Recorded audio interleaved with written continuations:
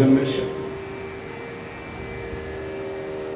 એટલા માટે શ્રી મહાપ્રભુજી કહે છે કે વિવેક એ જ છે કે હરિ સર્વમ કરિષ્યતિ.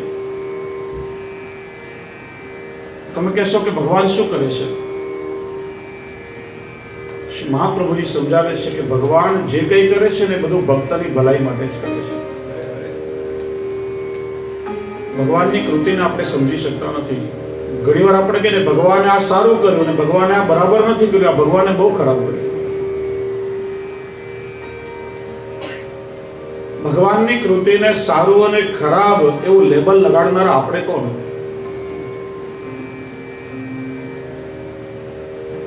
આપણા પ્રમાણપત્રો એ કેટલા યોગ્ય છે? શ્રી મહાપ્રભુજી કહે છે કે સૌથી પહેલા તો ભગવાને આ સારું કર્યું ને ભગવાને આ ખરાબ કર્યું એવું બોલવાનું છોડી દો. કારણ કે ભગવાન નથી કોઈનું સારું કરતા કે નથી ભગવાન કોઈનું ખરાબ કરતા.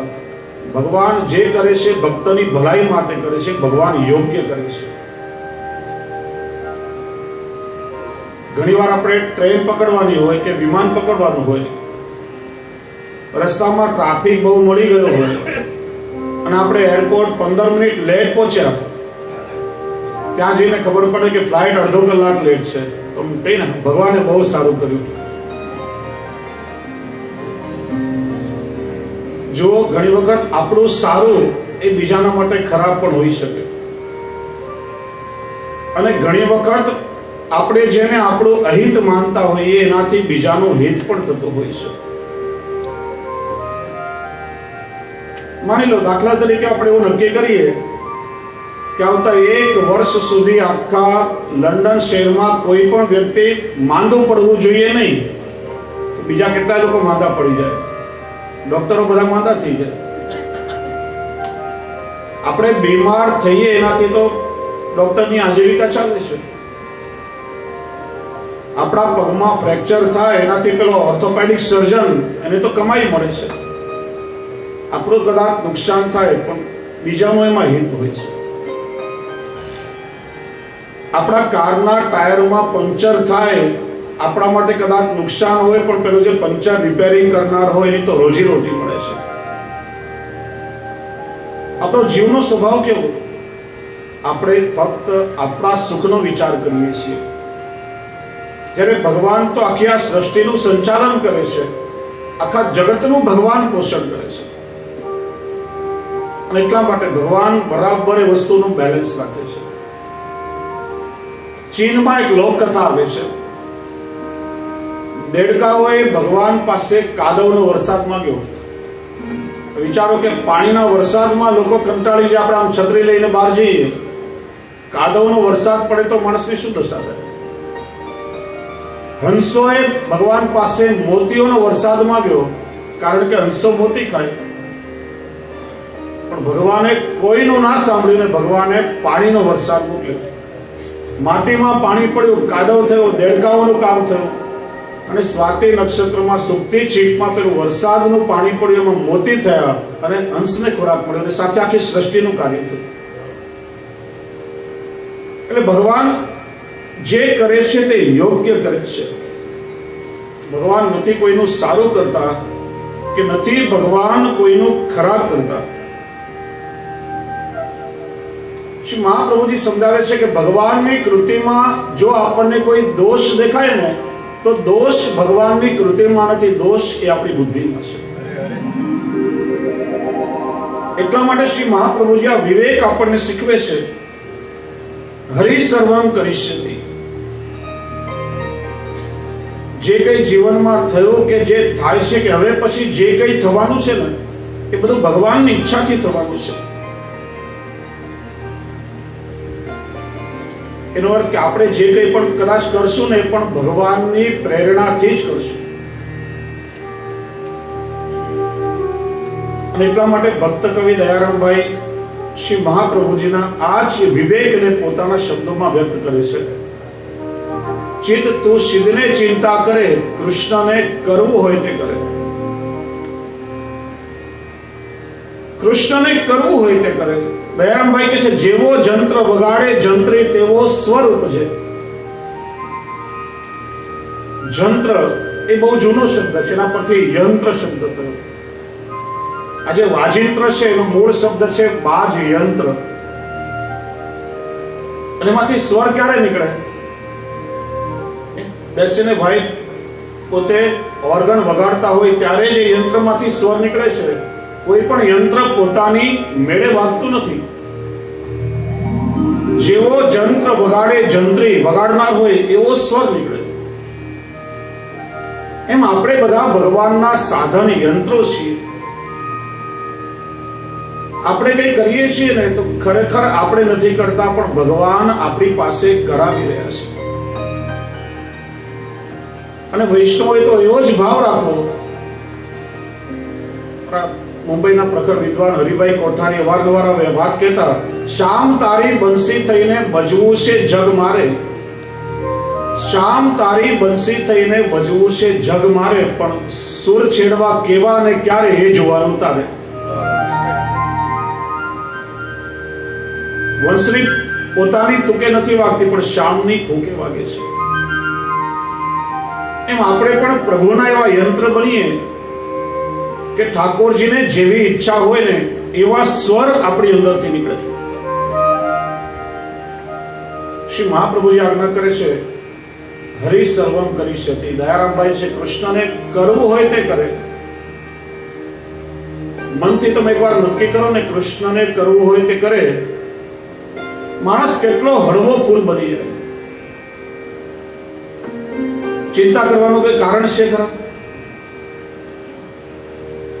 પેલા આપણે ડોક્ટરની ગોળીઓ ખાઈએ ને, બ્લડ પ્રેશરની ને હાર્ટ એટેકની ને ડાયાબિટીસની, એના કરતા દયારામભાઈ ને શ્રી મહાપ્રભુજીની આ ગોળીઓ ખાવામાં શું ખોટું?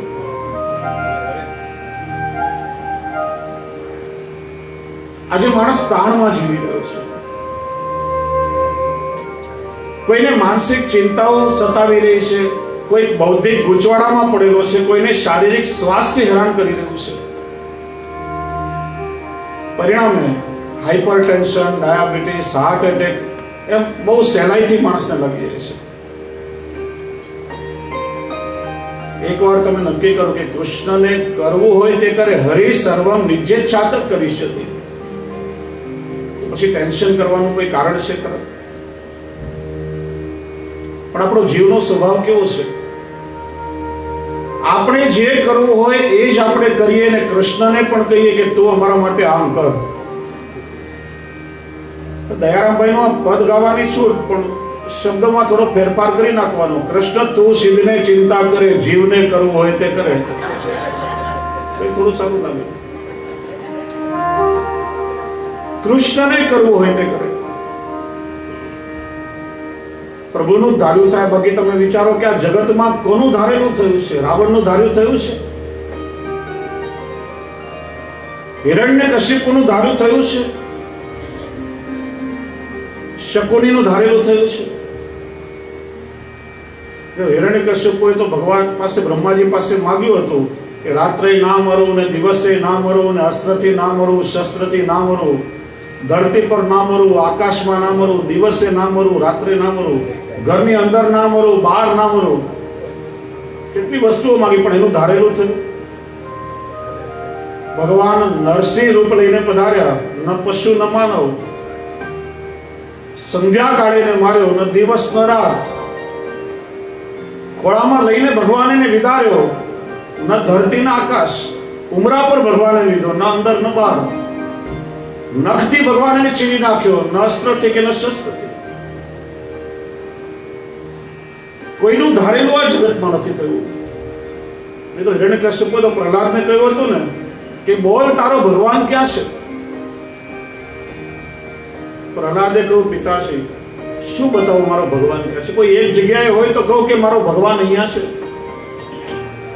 જેમ દૂધના પ્યાલામાં સાકર બધી ઓગળી જાય, પછી કોઈ પૂછે કે સાકરની કઈ કણ દૂધમાં ક્યાં છે, તો કેવી રીતે બતાવે? મારો ભગવાન સર્વત્ર છે. કોઈ એક જગ્યાએ હોય તો બતાવો ને. ત્યારે પેલો કહે છે, તું કહે છે કે ભગવાન બધે છે, તો શું આ થાંભલામાં પણ તારો ભગવાન છે? પ્રહલાદ કે હા પિતાજી, થાંભલામાં પણ મારો ભગવાન છે. ને તમે જુઓ, ભક્તના મુખમાંથી જ્યારે એકવાર નીકળ્યું કે મારો ભગવાન થાંભલામાં પણ છે, તો પછી ભગવાનને પ્રગટ થવાના બીજા કોઈ રસ્તા ના રહ્યા. ભગવાનને પણ ભક્તનો મનોરથ પૂરો કરવા માટે થાંભલામાંથી જ પ્રગટ થવું પડ્યું છે. શ્રી મહાપ્રભુજી સમજાવે છે કે કોઈ પણ ભગવાનનો ભક્ત જ્યારે ભાવાવેશમાં આવીને કંઈ કહેતો હોય ને, ત્યારે પોતે નથી કહેતો, પણ એની અંદર બિરાજેલા ભગવાન સ્વયં એના મુખથી એ વાત કહે છે. પદ્મનાભ દાસજીની પાસે ભાઈ આવી કે મહારાજ મને આશીર્વાદ આપો કે મને દીકરો થાય. મને કહ્યું કે જાત અને દીકરો થશે ને એનું નામ મથુરાદાસ રાખ્યું. અને દીકરો પણ થયો એનું નામ પણ મથુરાદાસ રાખ્યું. શ્રી ગોકુલનાથજી ભાવ પ્રકાશમાં આ વાત સમજાવે છે. કોઈ ભક્ત જ્યારે ભાવના આવેશમાં કંઈ કહેતો હોય ને, ત્યારે સ્વયં ઠાકોરજી એના મુખમાંથી એ વાત જણાવે છે. પ્રહલાદે કહ્યું કે મારો ભગવાન પથ્થરમાં છે, તો ભગવાનને પણ પથ્થરમાંથી પ્રગટ થવું પડ્યું છે. આપણામાં અને પ્રહલાદમાં ભેદ શું છે? પ્રહલાદને પથ્થરમાં પણ ભગવાન દેખાયા, અને લોકોને આજે ભગવાનમાં પણ પથ્થર દેખાતા હોય છે. હિરણ્યકશિપુ એ શંકાનું સ્વરૂપ છે, અને પ્રહલાદ એ શ્રદ્ધા છે. જ્યારે માનવીની શ્રદ્ધા કઈ બોલે છે ને, ત્યારે ભગવાન જ સ્વયં એની અંદરથી કઈ બોલતા હોય છે. અને શ્રદ્ધાને કોઈ પ્રમાણની આવશ્યકતા હોતી નથી. કોઈ ચિંતકે બહુ સરસ કહ્યું છે, વિષય હોય શ્રદ્ધાનો તો પ્રમાણનું શું કામ છે? વિષય હોય શ્રદ્ધાનો તો પ્રમાણનું શું કામ છે? આમ પણ જુઓ તો ગીતાજીમાં ક્યાં કૃષ્ણની સહી છે, ને છતાં ન્યાયના દરબારમાં ગીતા એ જ સત્યનું પ્રમાણ છે. કુરાનમાં કે પૈગંબરની સહી નથી, કે બાઇબલમાં ઈસુ ખ્રિસ્તે સિગ્નેચર નથી કરી, પણ આપણી શ્રદ્ધા છે. ગીતાજીમાં કઈ કૃષ્ણની સિગ્નેચર નથી, પણ આપણી શ્રદ્ધા છે કે કૃષ્ણની વાણી છે, અને શ્રદ્ધા જ હંમેશા ફલિત થાય છે. ભક્તની જેવી શ્રદ્ધા હોય ને, એ પ્રમાણે જ ભગવાન સાકારિત થાય છે. એટલા માટે કહે છે કે આ નરસિંહ અવતારની કથા છે ને, બધાએ સાંભળવી જોઈએ. કે નરસિંહ અવતારની કથા કોઈ સાંભળે ને, એના ઘરમાં નરસિંહ અવતાર ના થાય. ત્યારે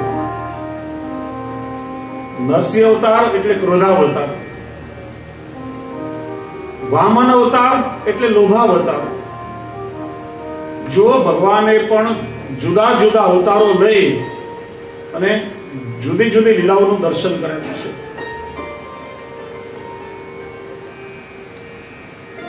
કૃષ્ણ અવતારમાં તો ભગવાને 10 રસોનું દર્શન પોતાના ભક્તોને કરાવ્યું છે.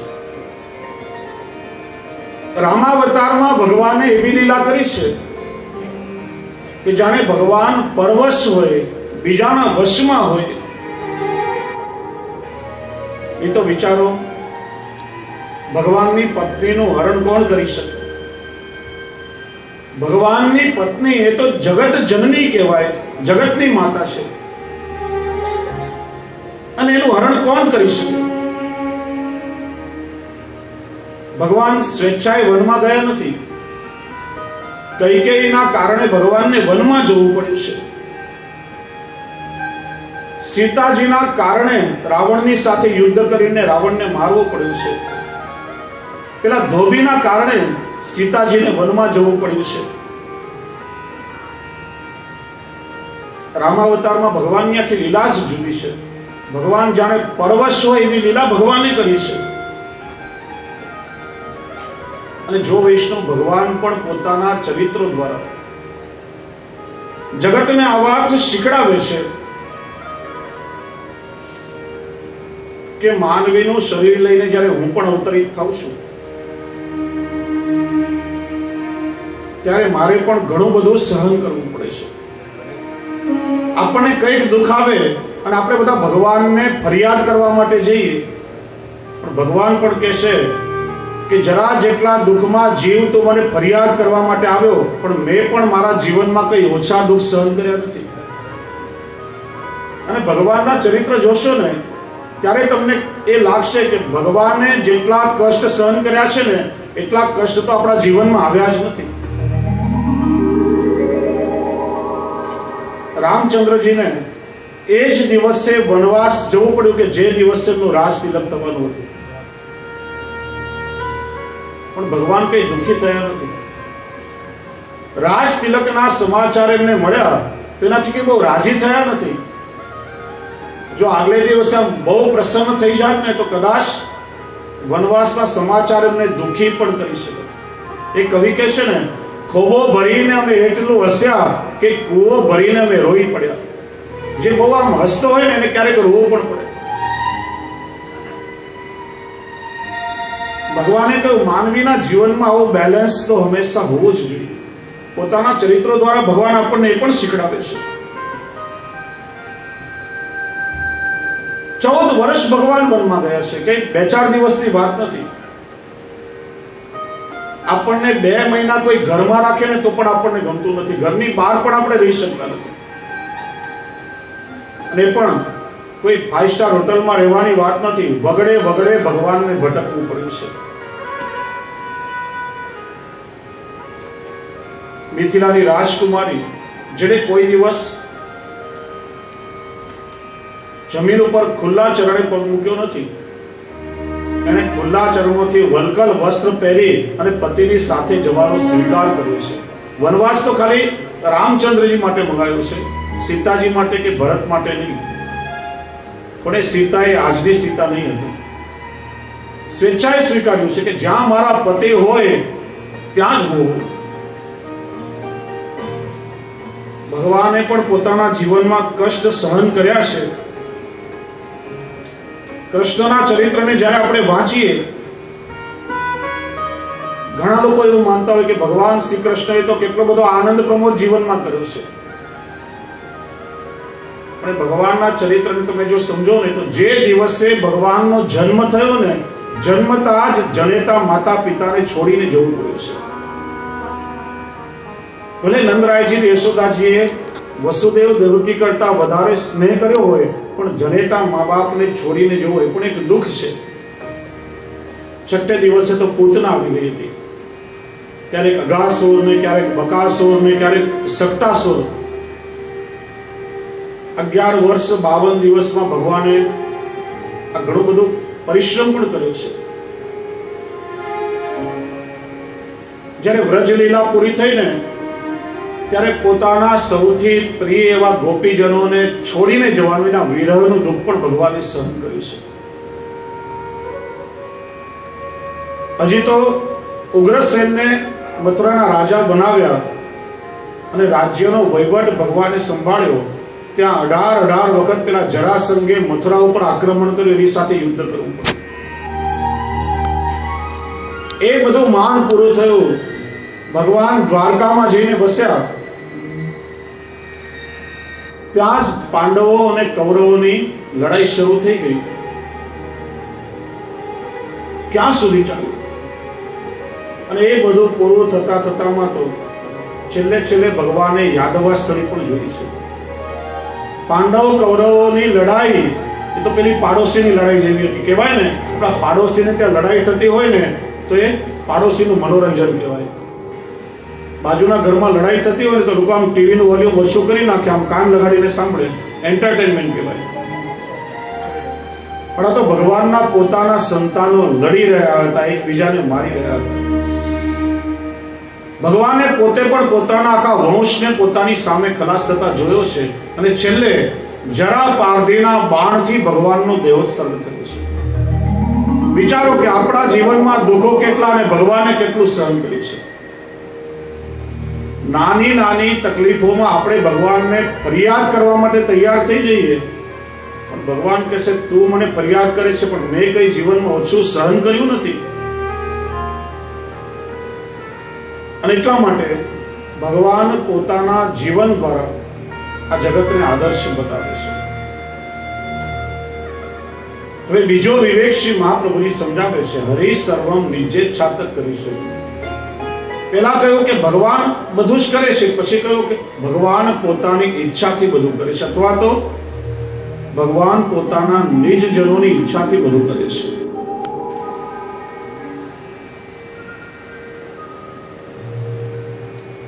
જીવ છે ભગવાનની કૃતિને સમજી શકતો નથી. નાનું બાળક હોય ને, સર્પને જોવે તો એ સર્પને રમકડું માની બેસે અને સર્પને પકડવા જાય, કારણ કે બાળક છે, અજ્ઞાની છે. પિતા એ બાળકને સર્પને પકડતા રોકે છે, ત્યારે બાળક એમ સમજે છે કે પિતા મને રમકડાથી રમવા દેતા નથી. એ પોતાના પિતાને પણ શત્રુ માનતો હોય છે કે મારા પિતા કેવા છે, હું રમકડાથી રમવા જાઉં છું પણ એ મને એનાથી દૂર કરે છે. એનું કારણ એ બાળકની જ્ઞાન ભૂમિકામાં અને પિતાની જ્ઞાન ભૂમિકામાં બહુ મોટું અંતર છે. એમ ઘણી વખત જગતના સુખો જોઈને આપણે લલચાઈ જતા હોઈએ, કારણ કે આપણી જ્ઞાન ભૂમિકા કેટલી. પણ પ્રભુને ખબર છે કે કઈ વસ્તુથી આપણું હિત થશે ને કઈ વસ્તુથી આપણું અહિત થશે. અને એટલા માટે દરેક વસ્તુ ભગવાન આપણી ઈચ્છાથી નથી કરતા. શ્રી મહાપ્રભુજી કહે છે કે હરિ સર્વમ નિજ્જેચ્છા કરીશે. ભગવાન પોતાની ઈચ્છાથી જ બધું કરે છે. અને આ જીવ કેવો અબુદ્ધ છે કે ભગવાનના ઉપકારને પણ ઘણી વખત અપકાર સમજી બેસે છે. ભગવાન તો જીવનું હિત જ કરે છે, છતાં પણ આપણે લોકો એવું કહીએ કે આ ભગવાને બરાબર નથી કર્યું. અને એટલા માટે ભગવાનને પણ પછી એવા જીવની દયા જ આવે ને કે જે ભગવાનના ઉપકારને પણ અપકાર સમજતો હોય. શ્રી મહાપ્રભુજી આપણને સમજાવે છે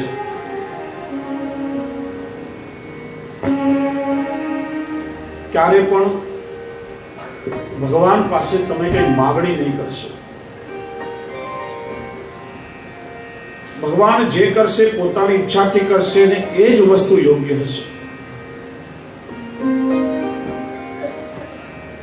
તમે ભગવાન પાસે માગશો ને તો એનાથી ક્યારે પણ તમારું સુખ નહીં થાય. તમે ભગવાન પાસે સંપત્તિ માગશો અને ભગવાન તમને આપશે, પણ એ સંપત્તિ તમને બહુ સુખી નહીં કરી શકે. તમે ભગવાન પાસે સંતાનની માગણી કરશો અને કદાચ ભગવાન તમને સંતાન આપશે તમારી માગણીથી, પણ એ તમારું સંતાન તમને બહુ સુખી નહીં કરી શકે. એટલા માટે ભગવાનની ઈચ્છાને સ્વીકારો. જો વૈષ્ણવ પુષ્ટિ માર્ગમાં, એટલા માટે આપણે ક્યારે પણ ભગવાનની પ્રાર્થનાઓ ગાતા નથી. શ્રી મહાપ્રભુજી શ્રી ગુસાઈજીથી લઈને અષ્ટસખા મહાનુભાવો કે કોઈ પણ આચાર્ય એક પણ પ્રાર્થના પુષ્ટિ માર્ગમાં નહીં લખી હોય. વિજ્ઞપ્તિ છે, જો પ્રાર્થના અને વિજ્ઞપ્તિમાં ફરક છે.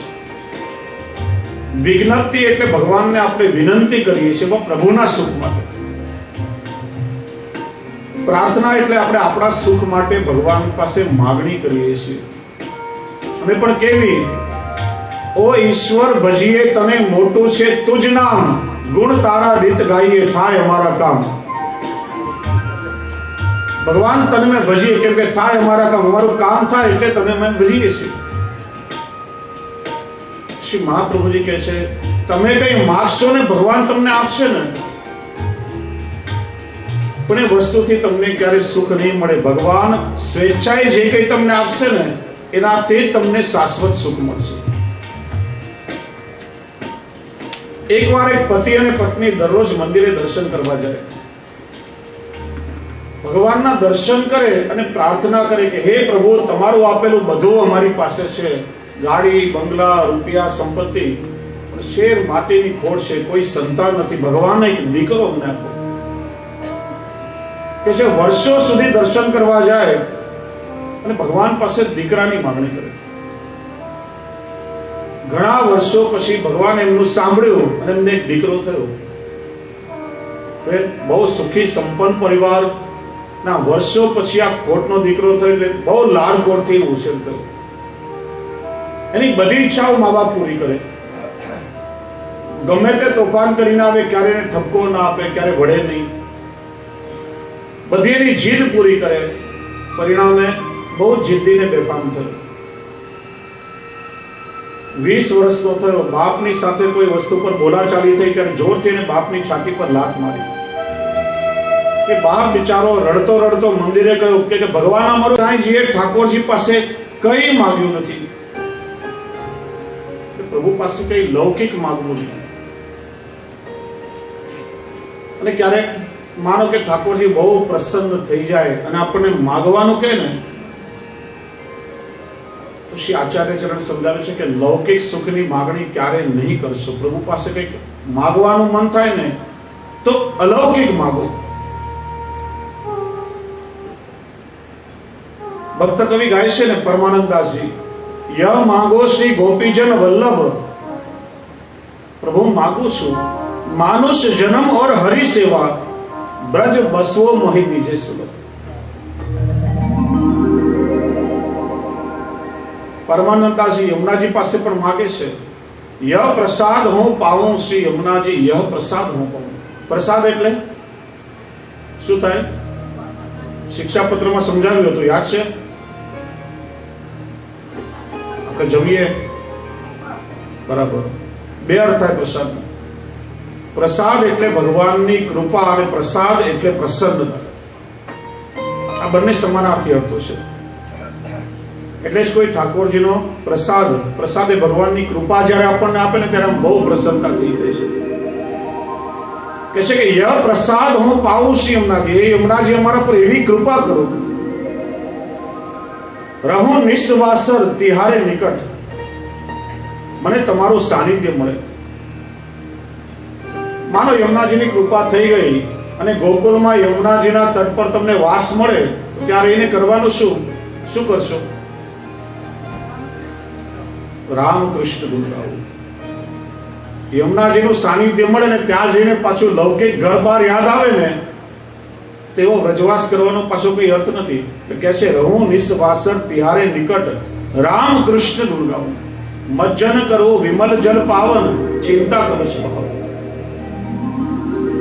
તમારા દિવ્ય લૌકિક જળમાં જ્યારે હું સ્નાન કરું ને ત્યારે એવી કૃપા કરો કે બધે જ લૌકિક ચિંતાઓને બધું ટળી જાય અને મન આપનામાં પરોવાય. તિહારી કૃપા તે ભાનુકી તનયા, હરિપદ પ્રીતિ બઢાવું. હે સૂર્યપુત્ર શ્રી યમુના જેવી કૃપા કરો કે ઠાકોરજીમાં દિવસે દિવસે અમારી પ્રીતિ વધ્યા કરે. વિનતી કરો યહી વર માગો, અધમન સંગ વિસરાવો. હું એવી વિનંતી કરું છું કે આ સંસારનો બધો જ દુસ્સંગ છૂટી જાય, એવી કૃપા કરો કે કોઈનો દુસ્સંગ ક્યારે પણ જીવનમાં ના આવે. એનું કારણ દુસ્સંગ ભક્તિ માર્ગમાં બાધક છે. એકવાર સત્સંગ ઓછો મળશે તો ચાલશે,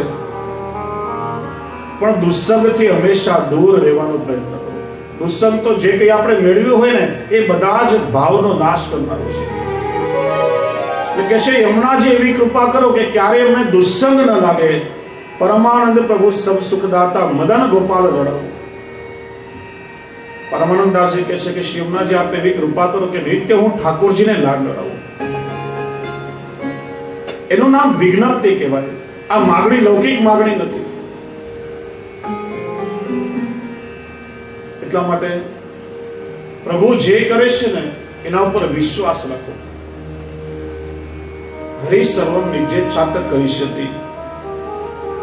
ઠાકોરજીને ક્યારે તમે વારંવાર વિનંતીઓ કરીને, પ્રાર્થનાઓ ગાઈને પરિશ્રમ નહીં આપો. 41મા શિક્ષાપત્રનો 11મો શ્લોક, એમાં શ્રી મહાપ્રભુજીનો આ જ વિવેક શ્રી હરિરાયજી સમજાવે છે. તદીયાનામ સતશ્ચિત્તા કુરુતે પિતૃવદ હરિ, પુનશ્ચિંતા પ્રકુર્વાણ મૂર્ખ એવન સંશય. કે છે કે ભગવત ભક્તોએ ક્યારે પણ પોતાની લૌકિક ચિંતા કરવી નહીં.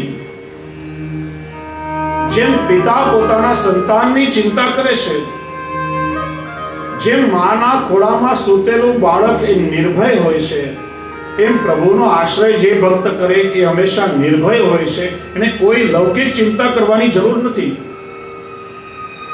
અને જે પુષ્ટિજીવે બ્રહ્મ સંબંધ લીધો અને પ્રભુના ચરણનો આશ્રય કર્યો અને પ્રભુના શરણમાં ગયા પછી જો ચિંતાઓ જ કર્યા કરે તો કેશેના જેવું મૂર્ખ આ જગતમાં બીજું કોઈ નથી. મૂર્ખ એવર સંશય. એટલા માટે શ્રી મહાપ્રભુજી આ વિવેક આપણને સમજાવે છે. હરે સર્વમ નિજ્જેત છાતક કરી છે. તેને ત્રીજો વિવેક શ્રી આચાર્ય ચરણ આજ્ઞા કરે છે. પ્રાર્થિત એવા તતક કિમ સ્યાત સ્વામી અભિપ્રાય સંશયા. આગળ કહ્યું કે પ્રભુ જે કંઈ કરે છે પોતાની ઈચ્છાથી કરે છે. એ જ વાતનું પ્રતિપાદન ત્રીજા વિવેકમાં શ્રી મહાપ્રભુજી કરે છે. ભગવાન અંતર્યામી છે. તમારા મનમાં શું ચાલી રહ્યું છે એ ભગવાનને ખબર છે, પણ ભગવાનના મનમાં શું છે તમે જાણો છો ખરા? તો પછી વારંવાર ભગવાન પાસે પ્રાર્થના કરવાથી તમને શું લાભ થવાનો છે? કારણ કે હરિ સર્વમ નિજ્જેત છાતક કરી શકે.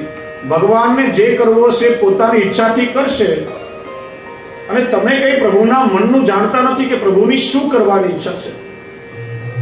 તો જે વારંવાર ભગવાન પાસે પ્રાર્થનાઓ કરવાથી, માગણીઓ કરવાથી તમને શું લાભ થવાનો છે? કારણ કે ઠાકોરજીને તો જે કરવું હશે એ જ કરવાના છે.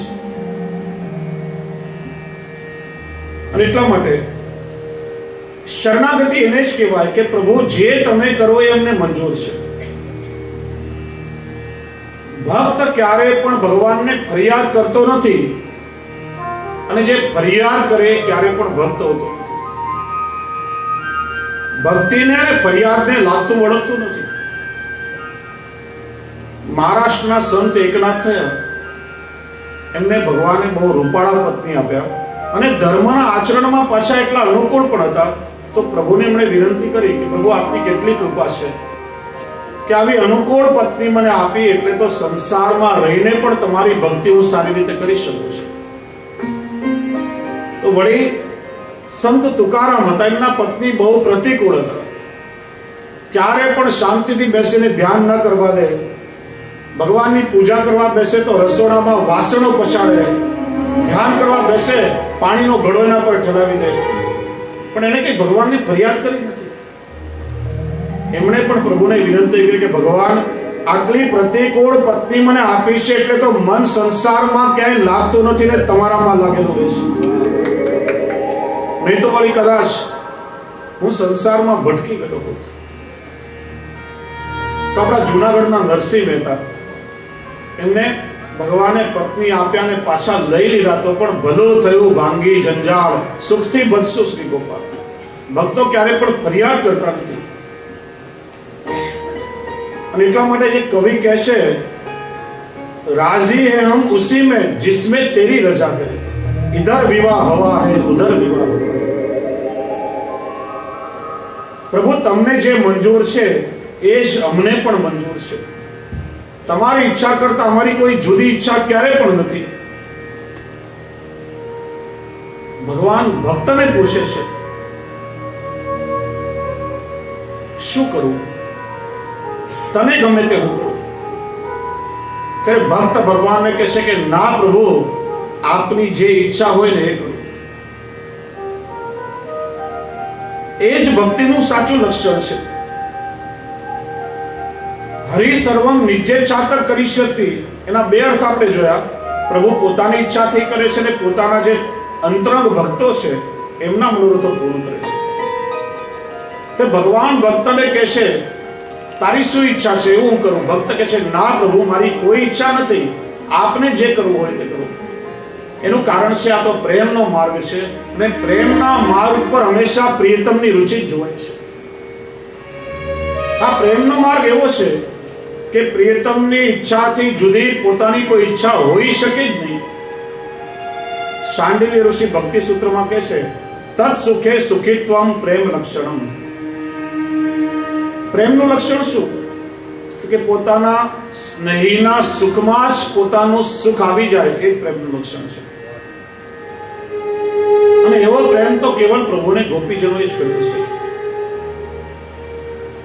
ગોપીજનોનો પ્રેમ નિર્વ્યાજ છે, નિસ્વાર્થ છે, અહેતુક છે. અને એટલા માટે એ ગોપીજનોને પ્રેમની ધ્વજા કહેવામાં આવી છે. ગોપી પ્રેમ કી ધ્વજા, जिन्हें कियो श्याम अपने बस उधर श्याम बुझा. નારદજી એકવાર ભગવાનને પૂછ્યું કે ભગવાન, દ્વારકા લીલાનો પ્રસંગ છે, આપની પાસે દ્વારકાનો વૈભવ છે, 16,108 રાણી પટરાણી છે,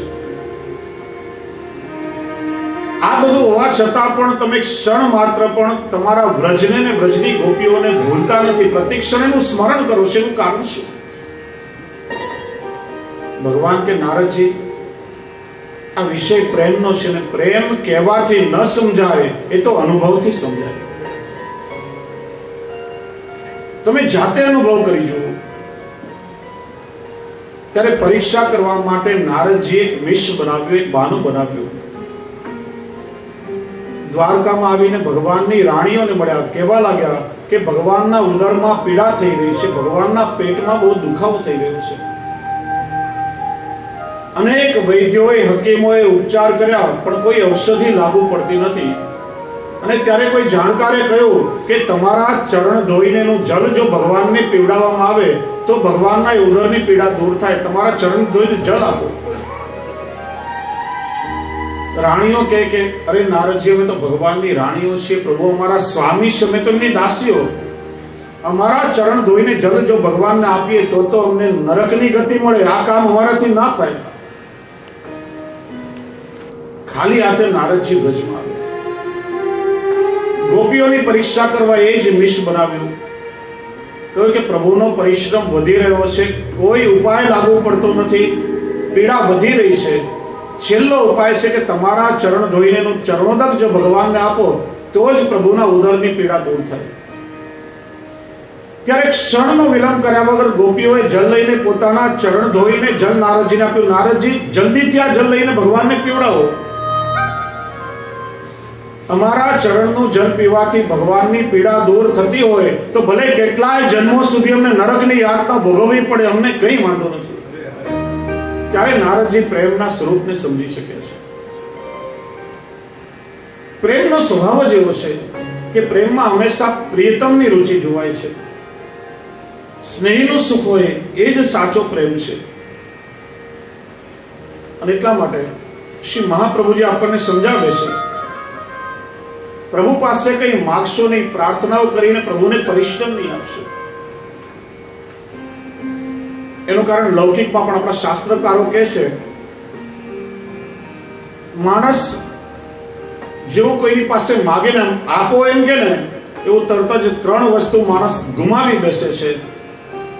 આવ ગઈ આદર ગયો, ગયો નયનાંશુ નેહ, ये तीनों तब ही गए जब किनो कछु दे. કે છે ને માણસ જેવું કોઈની પાસે માગવા નીકળે, માગનારાનું આ સમાજમાં કોઈ સન્માન કરે છે ખરા? ખબર પડે ને કે અમુક ભાઈ આમ ડોનેશન લેવા માટે નીકળ્યા છે ને રસ્તામાં સામે મળે ને તો લોકો આમ નજર સંતાડીને ભાગી જાય, હમણાં માગશે. ટેલિફોન આવે ને, કોલર આઈડીમાં નંબર જોવે ને તો માણસ કોલ ના ઉપાડે, હમણાં ફોન કર્યો છે ને કંઈક મારી પાસે માગશે. માગનારનું આ સમાજમાં કોઈ સન્માન કરતું નથી. અને એટલા માટે સુદામાજી પણ ભગવાન પાસે યાચક બનીને નથી ગયા, સુદામા પણ ભગવાનના મિત્ર બનીને ગયા છે. સુદામા જ્યારે ભગવાન કૃષ્ણને મળવા માટે આવ્યા ને ત્યારે પત્નીને કહ્યું કે મિત્રને મળવા માટે જાઉં છું ને મિત્રને મળવા ખાલી હાથે ના જવાય, કંઈક ઉપહાર લઈને જવું જોઈએ. જો આપણા શાસ્ત્રકારો કહે છે 4 વ્યક્તિને મળવા માટે જઈએ ત્યારે ખાલી હાથે ના જવાય. જ્યારે પ્રભુના દર્શન કરવા જઈએ, પત્રમ પુષ્પમ ફલમ તોયમ યોમે ભક્ત્યા પ્રયચ્છતિ. છેવટે કઈ સાધન ન હોય તો તમારા ભાવની ભેટ પણ પ્રભુના ચરણમાં ધરો, પ્રભુ ભાવથી પણ રાજી થશે. પ્રભુને કઈ અપેક્ષા નથી, પણ એ પ્રભુનું સન્માન આપણે ભાવથી પ્રભુને ભેટ ધરીશું. બીજું, આપણે જ્યારે ગુરુના સન્મુખ થઈએ ત્યારે ખાલી હાથે ગુરુને વંદન ના કરાય. ગુરુને પણ શિષ્ય પાસે કઈ અપેક્ષા ના હોય. ગુરુને તો એક જ અપેક્ષા હોય કે પોતાના શિષ્યનો ઉદ્ધાર થાય. પણ એ ભાવની ભેટ છે, આપણે ગુરુનું સન્માન કરીએ છીએ. ત્રીજું, રાજાની પાસે જઈએ ત્યારે ખાલી હાથે ના જવાય. રાજાને પણ કંઈક ભેટ ધરવી પડે, અને મિત્રને મળવા જઈએ ત્યારે કંઈ ને કંઈ ગિફ્ટ આપણે સાથે લઈ જઈએ, ખાલી હાથે ન જવાય. સુદામા પણ ખાલી હાથે નથી ગયા. ઘરમાં કંઈ નહીં હતું. આસપાસ માગી અને ગોરાણીએ 4 મુઠ્ઠી તાંદૂળ ભેગા કર્યા અને કપડાના ચેતરાઓ ભેગા કરી પોટલી બનાવીને સુદામાજીએ ભેટ લઈને દ્વારકાધીશના દરબારમાં ગયા છે. કંઈ માગવા નથી ગયા.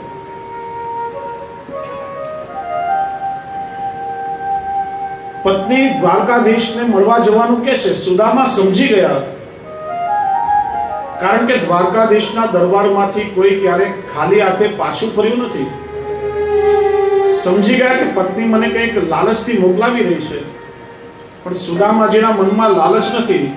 ભાગવતજીમાં શ્લોક છે, સુદામાજી કહે છે, અયમ હિ પરમો લાભો યાદવાચિત દર્શનમ. ભલે કોઈ પણ બાને હું કૃષ્ણને મળવા જાઉં, પણ મને કૃષ્ણના દર્શન થશે, એ જ મારા જીવનનો સૌથી મોટો લાભ મને મળવાનો છે. એ કઈ અપેક્ષા લઈને નથી ગયા, એ તો પ્રભુના મિત્ર બનીને. નહીં તો દ્વારપાલોએ કહ્યું હતું, ભાગવતજીમાં સુદામાજીનું વર્ણન આવે છે, એવું કૃષ્ણ શરીર કે આ ચામડી હાડકા પર ચોટી ગઈ હતી. ચિત્રે હાલ હતા.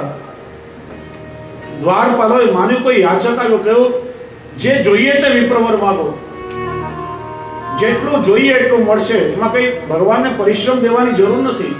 ત્યારે સુદામાએ કહ્યું કે હું કઈ માગવા આવ્યો નથી, કૃષ્ણને જઈને કહો કે તારો મિત્ર સુદામો આવ્યો છે. અને જુઓ, ભગવાને પણ જ્યારે સાંભળ્યું ને કે મિત્ર મળવા માટે આવ્યો છે, ત્યારે ભગવાન પણ સિંહાસન પરથી ઠેકડો મારીને દોડ્યા છે અને દોડીને જઈને સુદામાને પોતાના હૃદય સાથે લગાવ્યા છે. જો માગણ બનીને માગવા ગયો હોત ને, તો પ્રભુનો આ પ્રેમ એમને મળ્યો ના હોત. અને જો ભગવાને વૈભવ આપ્યો, પણ વૈભવ કોને આપ્યો? સુદામાને નહીં, એના પરિવારને આપ્યો છે. સુદામાને તો ભગવાને સખ્ય આપ્યું છે. જે સુદામાને મળ્યું ને, તો એના પરિવારને પણ નથી મળ્યું. જેને પ્રભુ પોતાનો નિજજન માને ને, એને પ્રભુ ભાવનું દાન, પ્રભુ એને પોતાનું સખ્ય આપે છે, પોતાની ભક્તિનું દાન કરે છે. ધન તો બધા જ પ્રારબ્ધ અને પુરુષાર્થથી કમાઈ લેતા હોય છે.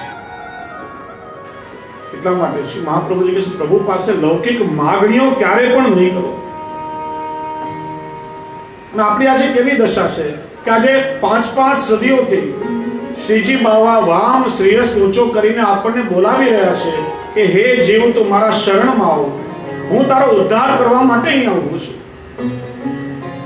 પણ આપણે તો ભગવાનને બરાબર સમજાવી દીધું છે કે ભગવાન, હમણાં મારી પાસે સમય નથી, જ્યારે કોઈ કષ્ટ આવશે ને, ત્યારે હું દોડીને તમારા શરણમાં આવીશ.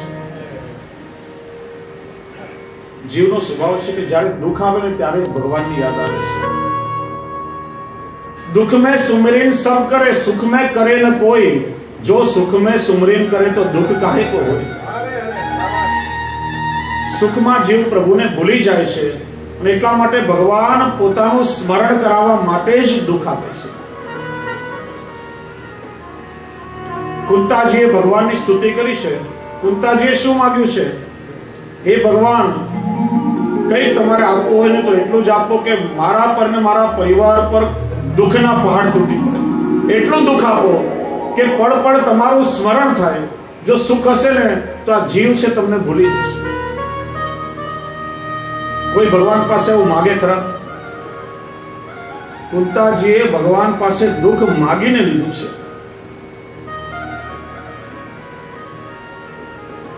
એટલે કવિ કહે છે ને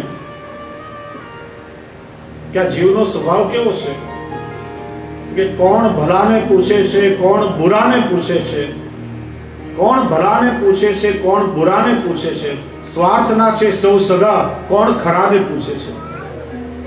ફૂલોમાંથી અત્તર નીચોયા પછી કોણ ફૂલોની દશાને પૂછે છે. આ તો સંજોગો ઝુકાવે છે માનવીને, નહીં તો ભગવાનને કોણ પૂછે છે. એટલા માટે શ્રી મહાપ્રભુજી કહે છે, પ્રભુના મનમાં શું છે, પ્રભુની ઈચ્છા શું છે, તમે જાણતા નથી. પછી માગણીઓ કરવાથી શું લાભ થશે? પ્રભુની કૃપાના સહારે જીવો. ઠાકોરજી જે કરશે તે યોગ્ય કરશે. એનું કારણ આ દુનિયાનો સ્વભાવ સ્વાર્થી છે. માગેલો એકવાર મળી જાય ને પછી કોઈ ભગવાનને યાદ કરતું નથી. કે છે ને કે એકવાર ભગવાને નારદજીને પૂછ્યું કે આ ભાઈ છેલ્લા 5 વર્ષથી દરરોજ મારા દર્શન કરવા આવતા હતા, પણ છેલ્લા એકાદ મહિનાથી દેખાતા નથી, એનું કારણ શું? નારદજી એટલે ભગવાનનો ઇન્ટેલિજન્સ ડિપાર્ટમેન્ટ, સીઆઈડી કરે. બધા રિપોર્ટ એમની પાસે મળે. નારદજી તપાસ કરીને આવ્યા અને ભગવાનને કે ભગવાન હવે ક્યારે પણ તમારી પાસે નહીં આવે. ભગવાન કે કેમ? કે 5 વર્ષથી નોકરી નથી એટલે નોકરી માંગવા માટે તમારી પાસે આવતો, તો હવે ને નોકરી મળી ગઈ છે, હવે ને તમારું શું કામ? કે દુનિયાનો સ્વભાવ જ એવો છે. માગેલો એકવાર મળી જાય પછી કોઈને ભગવાનની યાદ આવતી નથી. એટલા માટે પ્રાર્થિતેવા તથા કિમ સ્યાત સ્વામી અભિપ્રાય સંશયા. માગવું નહીં. શ્રી હરિરાયજી શિક્ષાપત્રમાં એનો વિસ્તાર કરતા સમજાવે છે કે પ્રભુ પાસે માગશો નહીં, પ્રભુની પાસે મનોરથ કરજો. આપણે ત્યાં પુષ્ટિ માર્ગમાં બહુ સુંદર શબ્દ છે, મનોરથ. રથ એ ગતિવાચક શબ્દ છે. માનવીનું મન નિરંતર ગતિશીલ હોય છે. મન એટલું બધું ચંચળ છે કે એક પછી એક વિચાર માનવીના મનમાં આવજા કર્યા કરતા હોય છે. પણ લૌકિક વિચારો આવે ને એને આપણે બધા ઈચ્છા કે અપેક્ષાઓ કહીએ છીએ. માનો કે બેંકમાં રાખેલા રૂપિયા પાકવાના હોય, આમ કેરી પાકે ને રૂપિયા પણ પાકે 5 વર્ષે, ત્યારે મનમાં આમ થાય ને નવી ગાડી ખરીદી લઈશું, આમ સોનાનો ભાવ વધી રહ્યો છે, 10-15 તોલાના ઘરેણા કરાવી લઈશું,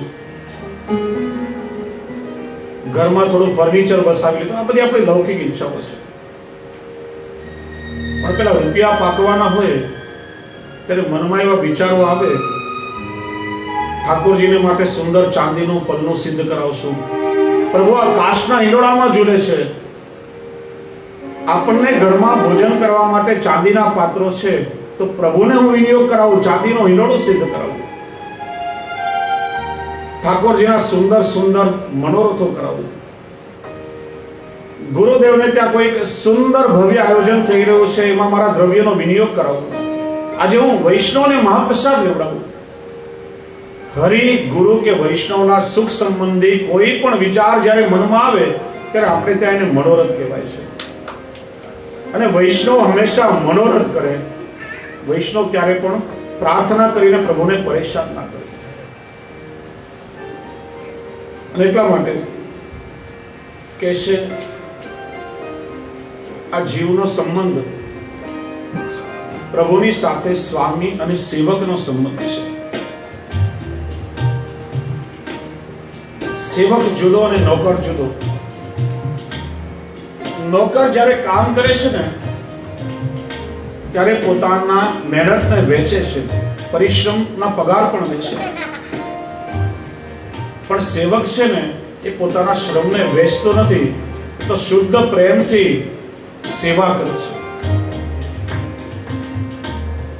એટલા માટે વૈષ્ણવ બ્રહ્મ સંબંધ લીધા પછી આપણે પ્રભુના દાસ કહેવાઈએ છીએ. સેવા કરતા થઈ ત્યારે દાસ, દાસમાંથી પ્રભુના સુખનો વિચાર કરે ત્યારે સેવક થાય છે. ભગવાન નરસિંહે પણ જ્યારે પ્રહલાદજીને કહ્યું ને કે હું તારા પર પ્રસન્ન થયો છું, તું માગ, ત્યારે પ્રહલાદજી પણ ભગવાનને એ જ કહે છે કે પ્રભુ મને કઈ માગવાનું પ્રલોભન નહીં આપશે. મારો ને તમારો સંબંધ કઈક માલિક નોકરનો સંબંધ નથી, હું તો આપનો સેવક છું. પ્રભુ એવી કૃપા કરો કે આ મારા પિતાએ તમારો દ્રોહ કર્યો છે ને એનો ઉદ્ધાર કરો. ત્યારે ભગવાને કહ્યું કે તારા જેવો ભક્ત આ કુળમાં પેદા થયો છે ને તો તારી 21 પેઢીનો ઉદ્ધાર થઈ જશે. એટલા માટે ભક્તિ માર્ગમાં ક્યારે પણ માગણી ન હોય. મહાપ્રભુજી વિવેકમાં સમજાવે છે કે આપણે જ્યારે પ્રભુ પાસે માગીએ છીએ ત્યારે આપણા સેવક ધર્મનો નાશ થાય છે. એટલા માટે માગણીઓ નહીં કરશો. નહીંનું સૂત્ર છે. સ્વાર્થ હશે ત્યાં કહેશે લોકો આપો આપો મને આ જોઈએ છે, પણ સ્નેહ હશે ને ત્યાં જેવો હશે તેવો કેવળ સ્વીકાર જ હશે.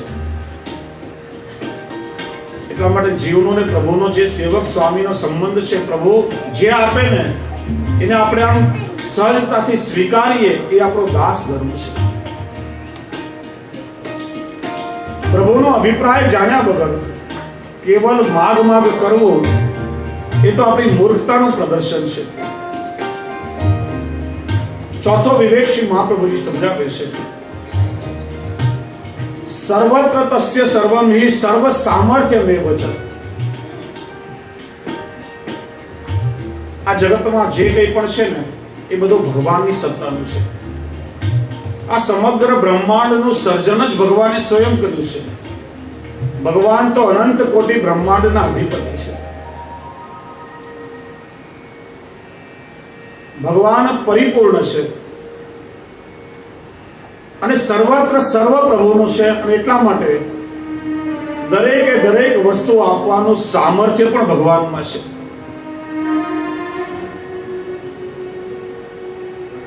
સુદામાના પ્રસંગનું આપણે હમણાં દર્શન કર્યું. સુદામાને ભગવાને કંઈ આપ્યું નથી. હવે વખતે સુદામા જો એવો વિચાર કરે કે આ કૃષ્ણએ મને કંઈ આપ્યું નથી, કૃષ્ણની પાસે તો કેટલું બધું છે, મને થોડું બહુ આપી દે તો એમાં એનું શું ઓછું થઈ જવાનું હતું. કોઈ માણસ પાસે અબજો રૂપિયા હોય, એમાંથી થોડા બહુ રૂપિયા કોઈને આપે તો એની પાસે કંઈ આમ ઓછું થઈ જતું નથી. હવે વિચારવાની વાત એ છે, ભગવાન પાસે બધું જ છે છતાં પણ ભગવાન આપતા નથી. એના બે કારણ હોઈ શકે. એક તો એ આપવા, કોઈ વ્યક્તિ જ્યારે કોઈ વસ્તુ આપણને ના આપે તો એના બે કારણ હોઈ શકે. એક તો એનામાં આપવાનું સામર્થ્ય નહીં હોય એટલા માટે નથી આપ્યું, અથવા તો બધું એની પાસે છે તો પછી એની આપવાની ઈચ્છા નહીં હોય એટલા માટે નથી આપ્યું. બે કારણોસર માણસ કોઈને ના આપે. એક તો સામર્થ્ય ન હોય, આપણી તાકાત ન હોય તો આપણે કોઈને ના આપી શકીએ, અને આપણી પાસે ઘણું બધું હોય છતાં પણ ના આપે એનું કારણ કે એની આપવાની ઈચ્છા નથી. શ્રી મહાપ્રભુજી કહે છે કે ઠાકોરજી પાસે તો બધું જ છે, પ્રભુ પાસે શું નથી? પણ ઘણી વખત આપણી જોઈતી વસ્તુ આપણને ન મળે ને ત્યારે મનમાં વિચાર કરવો કે ઠાકોરજીએ ધાર્યું નહીં હોય, પ્રભુની ઈચ્છા આપવાની નહીં હોય એટલા માટે પ્રભુએ નહીં આપ્યું હોય. જો ઠાકોરજીએ ધાર્યું હોય ને તો પછી ભગવાનને કરતા કોઈ આ જગતમાં રોકી શકતું નથી. ભક્તિ માર્ગમાં અહંકાર અને અધિકારની લાગણી ક્યારે પણ ન રહેવી જોઈએ. જો વૈષ્ણવ ઘણીવાર આપણને થાય હું આટલું કરું છું, ઠાકોરજીની આટલી સેવા કરું છું, મારો અધિકાર છે છતાં પણ મને મળતું નથી. શ્રી મહાપ્રભુજી આ વિવેકમાં સમજાવે છે કે અધિકાર અને અહંકારની લાગણી ભક્તિ માર્ગમાં ક્યારે પણ ન હોય. પ્રભુ જો આપણને અધિકારી માનશે તો ચોક્કસ ઠાકોરજી આપી દેશે. અને કદાચ પ્રભુએ નથી આપ્યું એનું કારણ કે હજી આપણો અધિકાર ફલિત નહીં થયો હોય એટલા માટે ઠાકોરજી આપણને નથી આપ્યું. કયા જીવને ક્યારે કેવી રીતે શું આપવું એ આપણા કરતા પણ પ્રભુ વધારે સારી રીતે સમજે છે. આપણા જીવનો સ્વભાવ એટલો બધો અધીરો છે કે કંઈ પણ આપણે કરીએ ને તો એનો બદલો, એનું ફળ આપણને આમ તાત્કાલિક જોઈતું હોય. હું આટલું કરું છું ને જો ને ભગવાન તો મારી સામે જોતા જ નથી. બીજા બધા બહુ સુખી છે અને હું આટલી સેવા કરું છતાં પણ આ દુઃખ મને શા માટે? જો આપણને યોગ્ય સમયની ખબર નથી અથવા તો આપણી પાસે એટલી બધી અધીરાઈ છે, જીવ બહુ અધીરો બની ગયો છે. પણ ભગવાન જ્યારે પણ કૃપા કરે છે ને ત્યારે યોગ્ય સમય ઉપર કરે છે. અને એ વાત સૂરદાસજીએ પદમાં બહુ સુંદર રીતે સમજાવે છે. જબ લગ ગજબલ અપનો ભરત્યો નેક સર્યો નહીં કામ, નિર્બલ હોય બલરામ પુકારે આए आधे नाम, सुनेरी मैंने निर्बल के बलराम. મગરમચ્છે હાથીનો પગ પકડી લીધો. હાથી પોતાની પ્રચંડ તાકાતથી લડી રહ્યો હતો. આ મગરની સુવિશાળ હમણાં મારા પગના તળિયેને કચરી નાખીશ. જ્યાં સુધી પેલા હાથીને સ્વ સામર્થ્યનું ગુમાન હતું ને ત્યાં સુધી ભગવાનની કૃપાનો અનુભવ થયો નથી. પરિવારજનો, એની હાથણીઓ, એના બચ્ચાઓ બધા પાસે ઉભા હતા. હાથી મદદ માટે પોકારી રહ્યો હતો. કોઈ મને બચાવો, કોઈ મને મદદ કરવા માટે આવો. પણ આખો પરિવાર પાસે ઉભો રહીને બધો તમાશો જોઈ રહ્યો હતો. કોઈની મદદ કરવા આવ્યો નહીં. ત્યારે પેલા ગજરાજને સમજાયો કે જે મારા પરિવારના સુખ માટે મેં મારા શરીર સામે પણ જોયું નથી, જેમના સુખ માટે મેં મારી જાતને ઘસી નાખી, અત્યારે મારા પ્રાણ સંકટમાં છે, બધા ઉભા રહીને તમાશો જોવે છે, કોઈ મને મદદ કરવા આવતું નથી. આ લૌકિકના તો બધા જ વ્યવહાર આવા છે. ખરેખર તમે જુઓ તો સમાજમાં જે આપણા કુટુંબ કે પરિવાર માટે આપણે દિવસ રાત જોતા નથી, આખી આપણી જાત એ લોકોના કામ માટે ઘસી આપીએ, છેવટે એમની તરફથી આપણને ફિટકાર મળે છે કે અપમાન સહન કરવું પડે છે. ને ત્યારે જ જીવને સમજાય છે કે અત્યાર સુધી સંસારમાં જે મોહ હતો ને એ ખોટો હતો. ખરેખર આત્માના સંબંધી તો પ્રભુ છે. આટલો પ્રેમ જો પ્રભુને કર્યો હોત ને તો પ્રભુ મળી ગયા હોત. અને વાત ગજરાજને સમજાઈ કે લૌકિક આશ્રય બધો વ્યર્થ છે. જેવું હરિનું સ્મરણ કર્યું ત્યારે બધાના દુઃખ હરતા ભગવાન ક્ષણ માત્રમાં પધાર્યા. જે હરિ શબ્દ પૂરો બને એ પહેલા તો ભગવાન ગરુડ પર બેસીને પધારે છે. અને બીજું ઉદાહરણ આપે છે, દ્રુપદ સુતા નિર્મલ ભઈ તાદિન તજાય નિજ ધામ, દુશાસન કી ભુજા થકિત ભઈ વસન રૂપ ભઈ શામ. એનો પ્રસંગ પણ તમને કદાચ ખ્યાલ હશે, કથાઓમાં સાંભળ્યો હશે. ભગવાન દ્વારકાધીશને એકવાર શેરડી રોકવાની ઈચ્છા થઈ. શેરડી શોધવા લાગ્યા. ત્યાં આંગળીમાં સેજ ચપ્પુની ધાર વાગીને પ્રભુની આંગળીમાંથી રક્ત વહેવા લાગ્યું. રૂકમણી આદિ રાણીઓ પાસે ઊભી હતી, વ્યાકુળ થઈ ગયા. ભગવાનને વાગ્યું, અંગુલીમાંથી રક્ત વહે છે, કોઈ પાટો લાવો, કોઈ ચિત્રું લાવો. પાટો શોધવા ગઈ. હવે દ્વારકાધીશના દરબારમાં પાટો કે ચિત્રો ક્યાં મળે? એમને વાર લાગી. બાજુમાં દ્રૌપદી ઊભી હતી. ભગવાનનો પરિશ્રમ સહન ના થયો. પોતાની સાડીનો છેડો ફાડીને ભગવાનની આંગળીમાં પાટો બાંધ્યો. રાત્રે ભગવાન શયનખંડમાં પોળતી વખતે આંગળીની સામે જોઈ રહ્યા હતા. રૂકમણીજીએ પૂછ્યું, ભગવાન શું જોઈ રહ્યા છો? ભગવાન કહે કે આ પાટાના તંતુઓ મેં ગણ્યા, બરાબર 999 થયા. એનો અર્થ કે દ્રૌપદીના મારા પર 999 ઉપકાર થયા.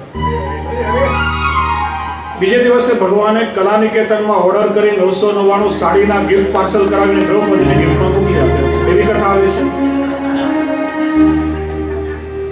અને ઉપકારનો બદલો જો ભગવાને ત્યારે ને ત્યારે આપી દીધો હોત તો અહીંયા હસ્તિનાપુરના દરબારમાં દ્રૌપદીની શું દશા થઈ હોત?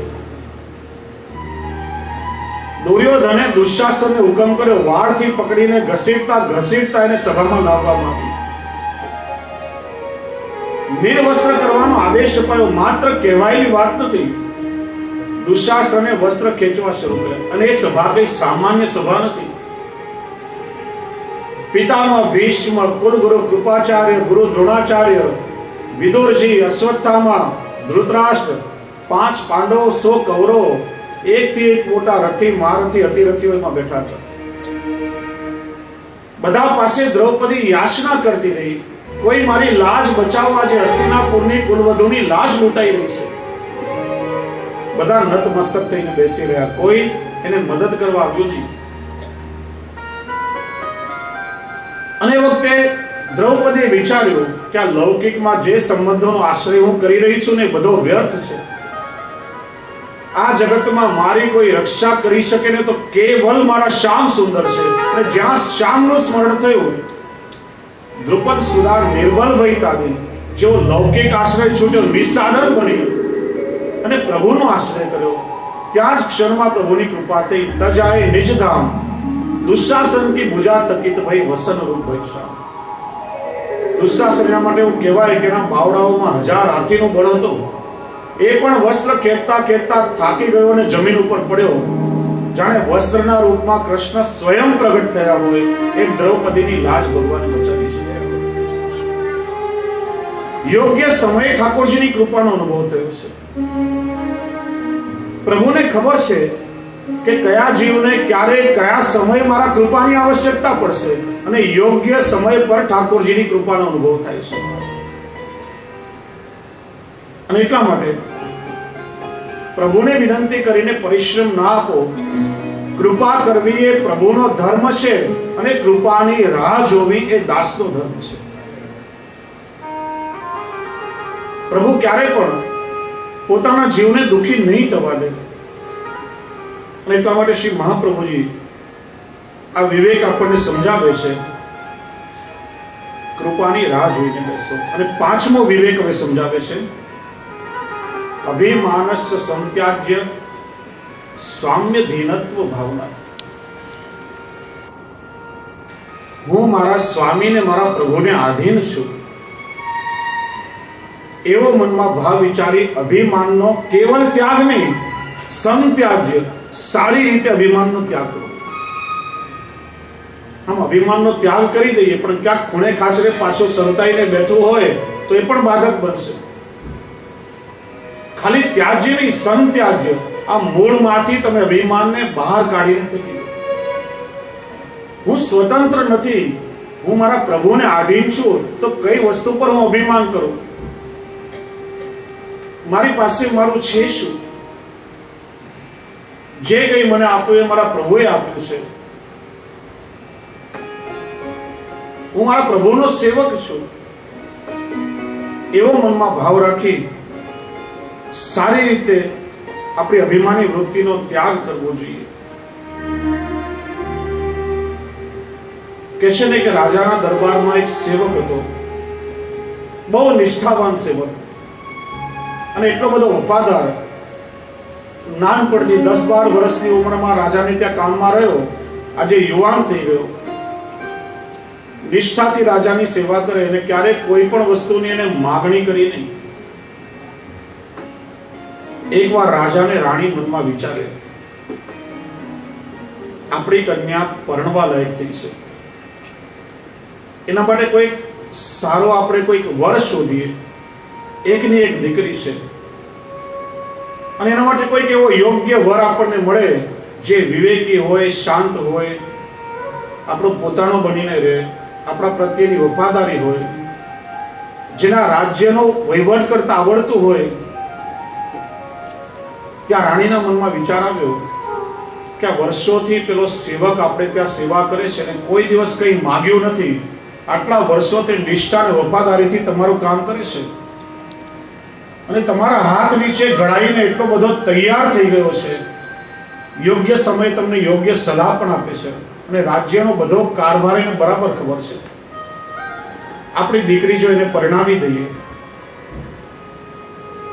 તો એ બહુ યોગ્ય ગણશે. આ વાત રાજાને પણ ગમી. રાજાને રાણી મનમાં વિચાર્યું કે સેવક આવે ત્યારે વાત આપણે કરશું. બરાબર એ જ સમયે પેલા સેવકના મનમાં વિચાર આવ્યો કે હું આટલા 20 વર્ષથી રાજાને ત્યાં નોકરી કરું છું. જો અત્યાર સુધી સેવા કરતો તો પણ અહીંયા ભાવ બદલાયો છે કે હું રાજાને ત્યાં નોકરી કરું છું, બદલામાં રાજાએ મને કંઈ આપ્યું નથી. થોડો બહુ પગાર રાજા મને આપત તો મારી આજીવિકાનું સાધન પણ મને મળત. અરે મારી ઉંમર પણ પરણવાની થઈ છે. આ રાજાને ત્યાં કેટલી બધી દાસીઓ છે કે આ દાસી મને પરણાવી દે તો મારું તો ઘર વસી જાય ને. આજે તો બધી શરમ છોડીને મારે રાજા અને રાણીને કહી દેવું છે. જ્યાં પેલો સેવક આવ્યો રાજા કે આવો બેટા, આજે તને કઈક વાત કરવી છે. પેલો કે તમારી વાત પછી પેલા મારી વાત સાંભળો. રાજા કે બોલ, તારે શું કેવું છે? કે મહારાજ 20 વર્ષથી તમારે ત્યાં નોકરી કરું છું, મને કઈ તમે પૈસા આપ્યા નથી. કઈ તો તમારે મારો વિચાર કરવો જોઈએ ને. 200 રૂપિયા પગાર મને તમે આપો તો તમારું શું જાય? રાજા કે જા, આજથી તારો પગાર 200 રૂપિયા. મહારાજ, તમારી પાસે આટલી બધી દાસીઓ છે, એકાદ દાસી મને પરણાવી હોત તો તમારું ઘર વસી ગયું. રાજા કે જા, મારી દાસી તને પરણાવી દીધી. પેલો કે હવે કહો, તમે શું કહેતા? રાજા કે હવે મારે કઈ કહેવાનું બાકી જ રહેતું નથી. તારે જે જોઈએ તે માંગી લીધું હોય, તને મેં આપી દીધું. વિચારો, પેલો સેવક મનમાં વિચારતો હોય, અત્યાર સુધી મૂંગો રહ્યો, પણ આજે મેં માગ્યું તો માગેલું મને મળી ગયું, મને કેટલો ફાયદો થયો. ન માગ્યું હોય તો કદાચ નુકસાન થાત. પણ તમે વિચારો કે પેલા સેવકને ફાયદો થયો કે નુકસાન થયું? શું થયું? એને માગ્યું ન હોત તો આજે કદાચ એ રાજાનો જમાઈ હોત અને ભવિષ્યનો રાજા પણ હોત. કહેશે આપવા વાળો 1000 હાથે આપવા બેઠો છે ને આપણે તો ખાલી 2 હાથે માંગીએ છીએ. આપણે કઈ પ્રભુ પાસે માંગીએ પણ ઠાકોરજીની ઘણી વખત એના કરતા વધારે આપવાની ઈચ્છા હોય તો નુકસાન કોનું? અને એટલા માટે પ્રભુ પાસે કઈ માગવું નહીં અને કોઈ પ્રકારનો અભિમાન નહીં કરવો. હું મારા પ્રભુનો સેવક છું.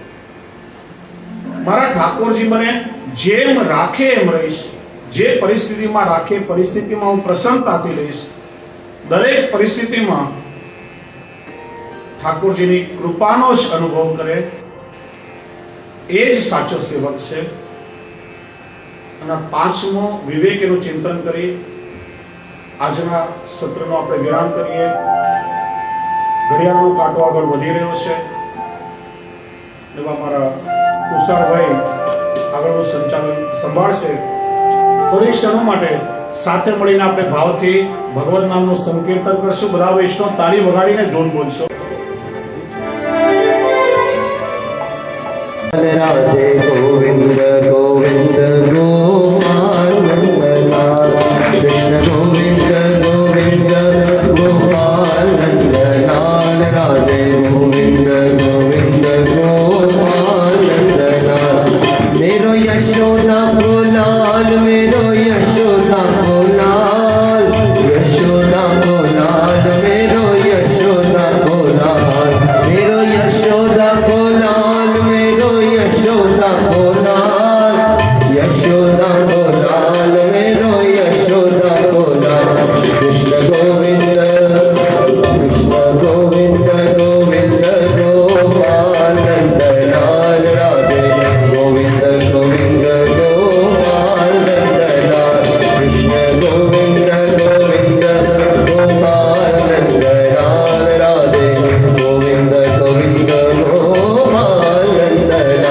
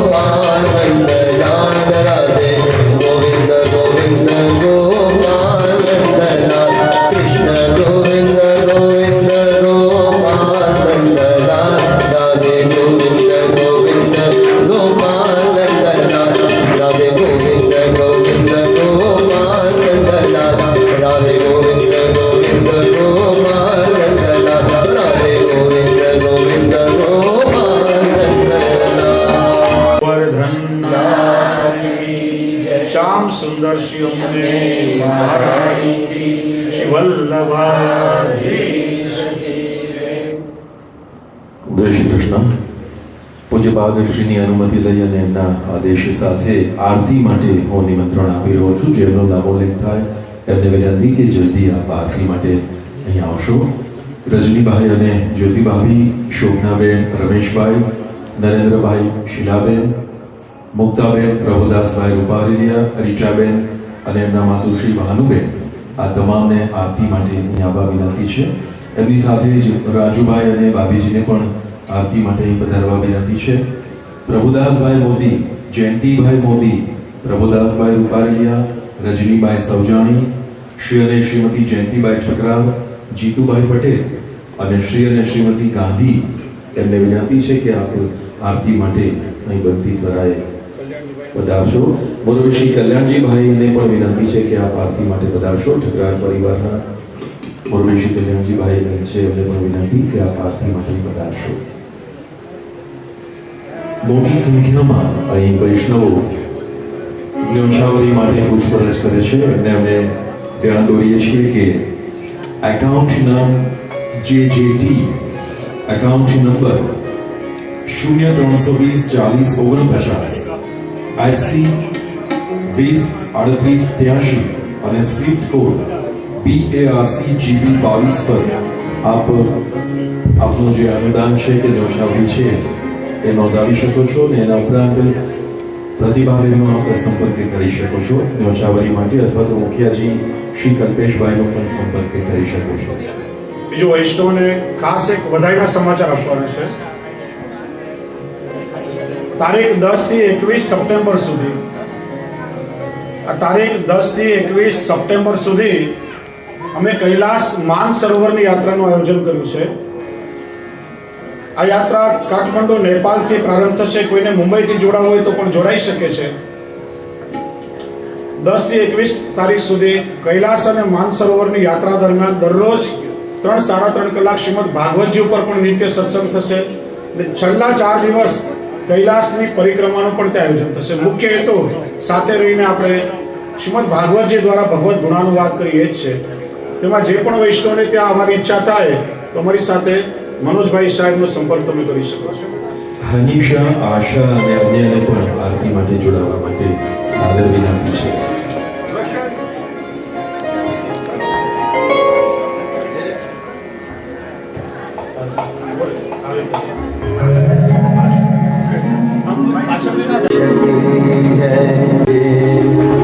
अपनो जन्म सफल कर लीजे, अपनो जन्म सफल कर लीजे, आरती वल्लभ